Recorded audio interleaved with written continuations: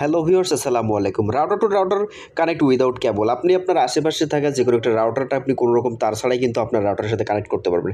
তো আপনি চাইলে খুব সহজে আপনি আপনার মার্কুইস রাউটারটা আপনার আশেপাশে থাকা যে কোনো একটা রাউটারের সাথে কিন্তু কানেক্ট করতে পারেন কোনো রকম কেবল ছাড়াই।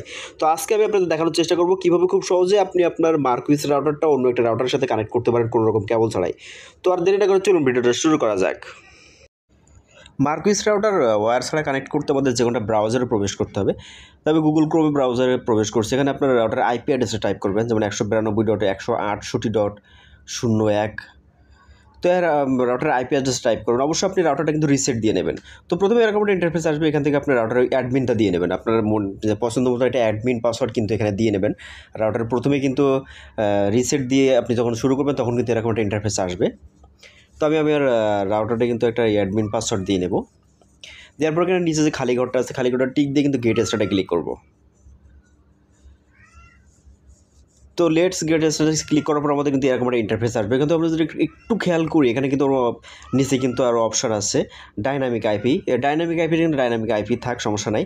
আমরা উপরে একটু খেয়াল করি, উপরে কিন্তু তীর চিহ্ন আছে। তো আমরা তীর চিহ্নটাতে ক্লিক করব। উপরে যে তীর চিহ্নটা, এখান থেকে কুইক সেট আপ। তো কুইক সেট আপ, আমরা কুইক সেট আপে চলে যাব। তো কুইক সেটআপে আসলে আমাদের এরকম একটা ইন্টারফেস কিন্তু আমাদের দেখাবে। তো কিন্তু আমাদের খেয়াল করে বাম পাশে 3 লাইন ডট আছে। তো 3 লাইন ডটের অপারেশন মোড যে অপশনটা, তো অপারেশন মোডে আমরা চলে যাব। তো অপারেশন মোডে আসলে কিন্তু আমাদের এরকম একটা ইন্টারফেস দেখাবে। অনেকগুলো সেটিং কিন্তু এখানে আছে। এই রাউটারটা কিন্তু কয়েকটা মোডে আপনি ইউজ করতে পারবেন, মার্কুইস রাউটারটা। তো এখান থেকে router mode, access point mode, range extender mode, মানে রিপিটার মোড যেটা। তো নিচে একদম শেষে যে অপশনটা আছে WSP মোড, উইস মোড যেটা, তো এই অপশনটা কিন্তু আপনাকে সিলেক্ট করা লাগবে। আপনি যখন আপনার রাউটারটা কিন্তু তার ছাড়া আপনি কানেক্ট করবেন, কোনো রকম তার ছাড়া আপনি কানেক্ট করবেন, তখন কিন্তু উইস মোড আপনাকে ক্লিক করা লাগবে। উইস মোড আমরা সেট আপ দেবো, তার জন্য উইস মোড আমি ক্লিক করলাম। তো ক্লিক করার পরে কিন্তু আপনার রাউটারটা রিবোট নিয়ে নেবে। তো এখান থেকে আমরা রিবোটে ক্লিক করবো, রাউটারটা কিন্তু রিবোট নিয়ে নেবে। তো রিবোটিং হতে কিছুক্ষণ সময় লাগতে পারে, এক মিনিটের মতো সময় লাগতে পারে। তো পরবর্তীতে আমরা কিন্তু রাউটারটি কিন্তু ইন্টারনেট কানেকশন ছেড়ে দেবে, তারপরে কিন্তু আমরা আবার কিন্তু আমরা রাউটারে কিন্তু কানেক্ট করে নেব। তো রাউটারে কানেক্ট করার পর আমরা একইভাবে আবারও কিন্তু গুগল ক্রোমে চলে যাবো। গুগল ক্রোমে গিয়ে কিন্তু আমাদের রাউটার কিন্তু আমরা আবারও প্রবেশ করব। তো তার জন্য আবার একইভাবে আমরা রাউটারে আইপি অ্যাড্রেস টাইপ করব। টাইপ করে কিন্তু আমরা আমাদের রাউটারে অ্যাডমিন পাসওয়ার্ডটা কিন্তু আমরা চাইবে। তো আমরা অ্যাডমিন পাসওয়ার্ডটা দিয়ে নেবো। আমরা একটু আগে যে অ্যাডমিন পাসওয়ার্ডটা দিলাম, সেই অ্যাডমিন পাসওয়ার্ডটা কিন্তু এখানে দিয়ে নেব। আপনি যে অ্যাডমিন পাসওয়ার্ডটা দিবেন সেটা কিন্তু অবশ্যই মনে রাখবেন, সেই পাসওয়ার্ডটা কিন্তু পরবর্তী অনেকবার আপনাকে কাজে লাগবে। তো আমরা রাউটার কিন্তু প্রবেশ করছি। তো এখানে যদি আমরা একটু খেয়াল করি, এখানে কিন্তু নেক্সট অপশন আছে উপরে, কিন্তু আবার দেখুন একটা তীর চিহ্ন। তো আমরা তীর চিহ্নতে ক্লিক করব। ক্লিক করার পরে কিন্তু আমাদের এখানে দেখুন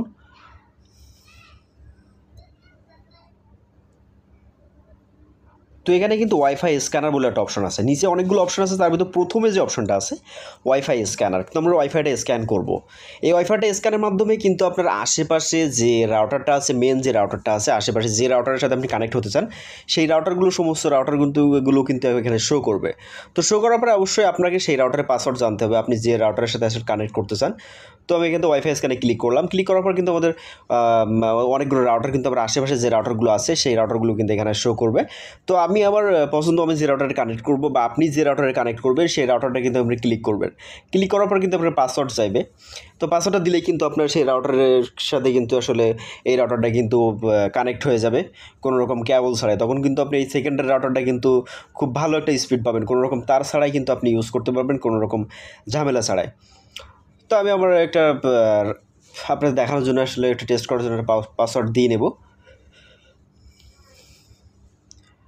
তো পাসওয়ার্ডটা আমি, যেহেতু আমি পাসওয়ার্ড জানি, আমি এই রাউটারটা ট্রাই করতেছি। তো আপনি অবশ্যই যে রাউটারে আপনার মেন যে রাউটারের সাথে আপনি এই রাউটারটা সেকেন্ডারি রাউটারটা কানেক্ট করতে চান, অবশ্যই সেই রাউটারের পাসওয়ার্ডটা কিন্তু অবশ্যই লাগবে। আর এখানে পাসওয়ার্ডটা কিন্তু আপনি একটা ভুল করবেন না। ভুল করলে, কোনো রকম ভুল থাকলে কিন্তু আপনার রাউটারে কিন্তু ইন্টারনেট কানেকশন আসবে না। রাউটার সেট আপ হয়ে থাকবে কিন্তু কোনো রকম ইন্টারনেট কানেকশন আসবে না। তো দেওয়ার পরে আপনি উপরে সেভে ক্লিক করবেন। সেভে ক্লিক করার পর কিন্তু অ্যাপ্লাই সেটিং কিছুক্ষণ একটু সময় নিতে পারে।